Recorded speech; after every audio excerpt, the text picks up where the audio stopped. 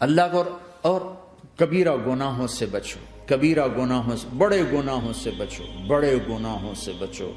چھوٹے گناہ ہوتے رہتے ہیں اور اللہ بھی درگزر کرتا ہے، بڑے گناہوں سے بچو، وہ بھی ہو جائیں توبہ کر لو معاف، توبہ کر لو معاف۔ ماں باپ کی نافرمانی بڑا گناہ ہے۔ ایک صحابی کی بیگم نے کہا یا رسول اللہ میرے خاوند موت کی حالت میں کلمہ نہیں پڑھا جا رہا، علقمہ۔ آپ دوڑے ہوئے گئے، آپ نے کہا بیٹا کلمہ پڑھو، کہا جی نہیں پڑھا جا رہا، بول رہے ہیں، کہا جی پڑھا نہیں جا رہا، کہا کیوں؟ پھر آپ نے ایک دم کہا کوئی ماں باپ میں زندہ؟ کہا جی ماں راضی ہے؟ کہا نہیں ناراض، بلاؤ۔ وہ آ گئیں، آپ نے کہا علقمہ کی اماں تمہیں بچے سے ناراض ہو؟ کہا جی ہاں۔ کیوں ناراض ہو؟ کہا جی اور کچھ نہیں، بہت نیک بچہ ہے، تہجد پڑھتا ہے، روزے رکھتا ہے، قرآن پڑھتا ہے، مجھ سے بدتمیز ہو کے بولتا ہے۔ وہ مجھے ابھی راستے میں بتا رہا تھا ایک ساتھی کہ جی یہاں کے جو بچے ہیں وہ ماں باپ کے ساتھ بہت بدتمیز ہو کے بولتے ہیں۔ پہلا قصور ماں باپ کا، انہوں نے کب ٹائم دیا تھا؟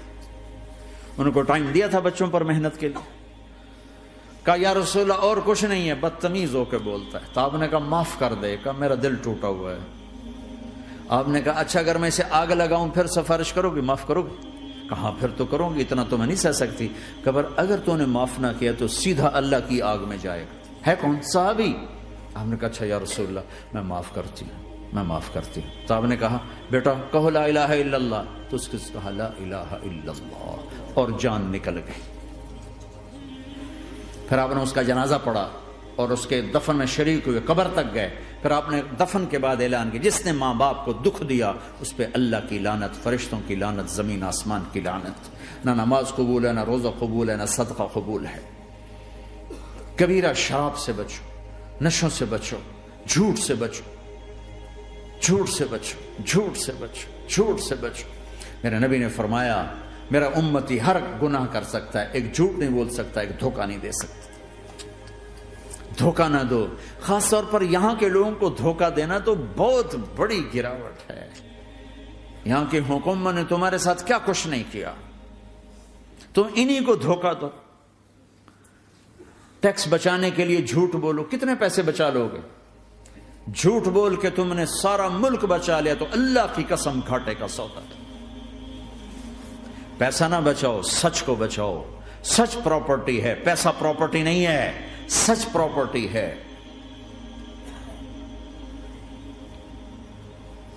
ہمارے ملکوں میں تو لوگ ٹیکس نہیں دیتے کہ حکومتیں کچھ لگاتی ہیں کچھ کھا جاتی ہیں، یہاں تو سارا تم پہ لگاتے ہیں۔ کیوں جھوٹ بولتے ہو؟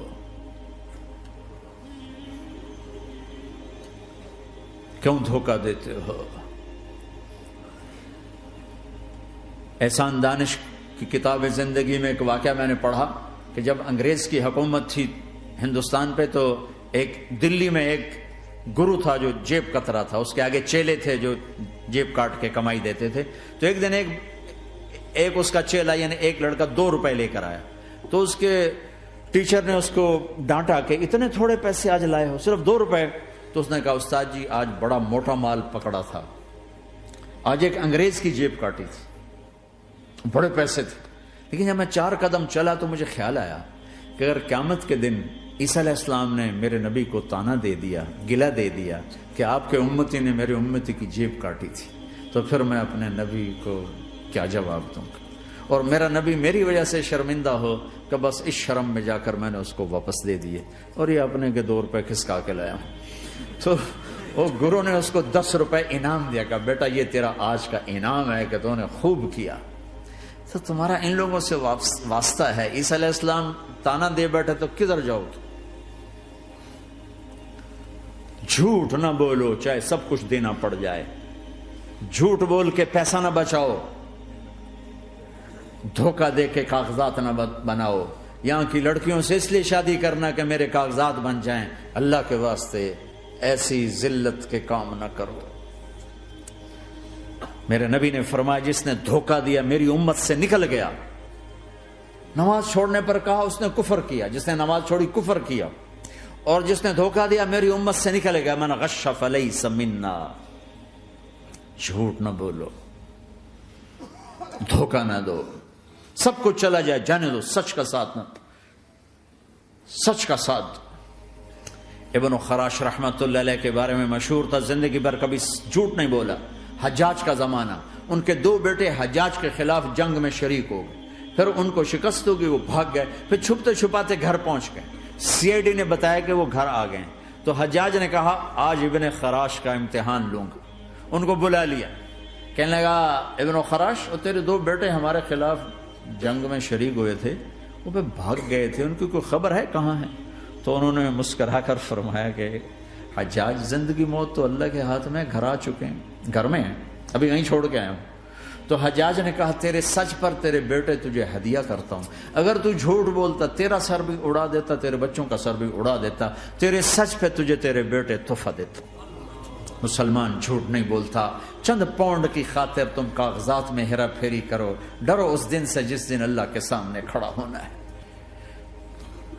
یہاں کے پیپر بنانے کے لیے یہاں کی لڑکیوں کو دھوکہ دو، ڈرو اس دن سے جس دن اللہ کے سامنے کھڑے ہونا ہوگا۔ عیسیٰ علیہ السلام کا تانا اگر گلا آ گیا نبی کو تو کدھر جاؤ گے؟ سچ کے ساتھی بنو، سچ کے ساتھی بنو، سچ کے ساتھی بنو۔ ٹیکس دینا پڑے دو، دینو، تم پہ خرچ ہوتا ہے۔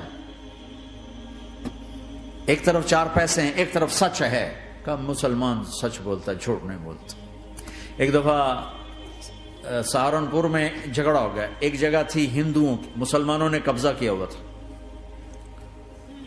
تو ہندوؤں نے کیس کر دیا، انگریز کا زمانہ تھا، عدالت میں۔ وہ مسجد بنانا چاہتے تھے، ہندو مندر بنانا چاہتے تھے، تو دونوں طرف بات تپی ہوئی۔ تو آخر وہ جج نے کہا بھائی کوئی ایسا آدمی ہے، ہندوؤں سے کہا، جو گواہی دے دے تو اس کی گواہی تم قبول کر لو گے؟ اور مسلمانوں سے بھی پوچھا، تو ہندوؤں نے کہا جی ہاں، مفتی مظفر حسین صاحب اگر گواہی دے دیں کہ زمین مسلمانوں کی ہے تو ہم دے دیں گے۔ تو مسلمان بڑے خوش ہو گئے، مفتی مظفر تو آخر مسلمان ہے تو ہمارے حق میں گواہی دے گا، تھا ان کا قبضہ ناجائز۔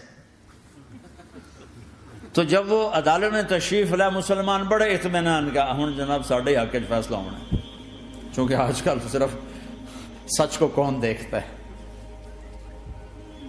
تو انگریز جج نے پوچھا ہاں جی مفتی صاحب آپ کیا کہتے ہیں؟ فرمانے لگے دیکھو جج صاحب، یہ زمین ہندوؤں کی ہے اور مسلمانوں نے قبضہ کیا ہوا ہے۔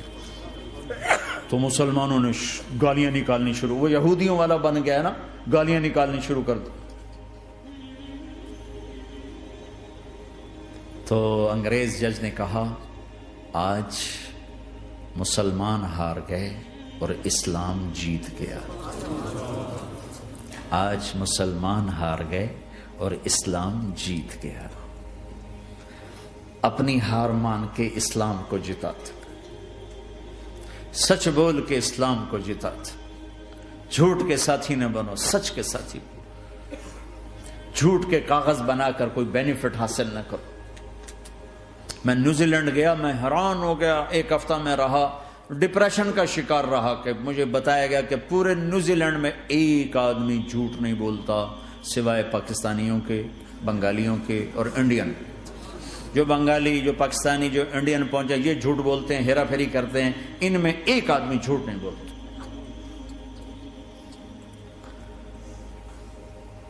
سچ تو ایک عالمی صفت ہے، جو اللہ کو نہیں مانتا وہ بھی کہتا ہے سچ بہت اعلیٰ چیز۔ اور تمہیں تو تمہارا نبی کہہ رہا ہے الصدق ینجی والکذب یہلک، سچ نجات دیتا ہے، جھوٹ ہلاک کرتا ہے۔